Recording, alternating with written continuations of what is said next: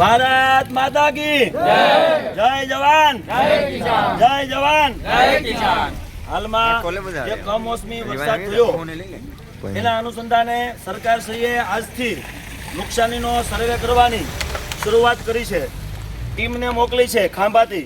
તો અત્યારે ભાવડી ગામના બધા ખેડૂતો ભેગા થયા છે અને અમારી એવી રજૂઆત છે કે સર્વે કરવાનો થતો નથી, કારણ કે આ કમોસમી વરસાદને લીધે બધા ખેડૂતોને 100% નુકસાન થયું છે। મારી સરકારને પહેલાં તો એવી વિનંતી છે કે પહેલાં તમે સ્વીકાર્યું છે કે હા ખરેખર 100% ખેડૂતોને નુકસાની છે। આપના ધારાસભ્યો શ્રી, સાંસદશ્રીઓ અને મંત્રી સહિત અહીંયા ખેડૂતોની મુલાકાત લીધી છે અને દરેક ખેડૂતોને 100% નુકસાન છે, બરાબર।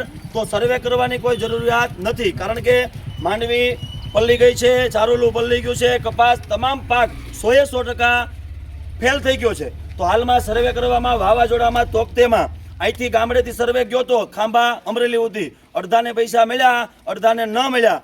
એવી સહાય અમારે આજે જોતી નથી, કાલે જોતી નથી। અમે સર્વેને અત્યારે અટકાવીએ છીએ અને બપોર પછી આ ખેડૂતો સાથે મળી સમય નક્કી કરી અને મારા આ ભાવડી જૂથ પંચાયતમાં દીવાનના સરાકડિયા, ચતુરી અને ભાવડી બધા ખેડૂતો અમે ભેગા થઈ અને ખાંભા અમે આવેદન આપીએ છીએ। અમારે સર્વે આજે થવા દેવાનું નથી અને કાલે પણ થવા દેવાનું નથી। સરકારશ્રીને અમારી જે વિનંતી છે એ અમે આવેદનમાં રજૂઆત કરવાના છીએ।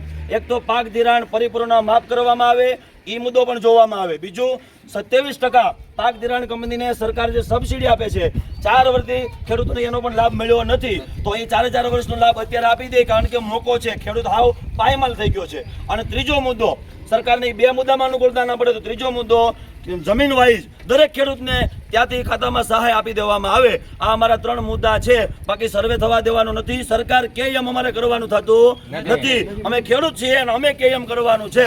ભારત માતા કી જય જવાન જય કિસાન।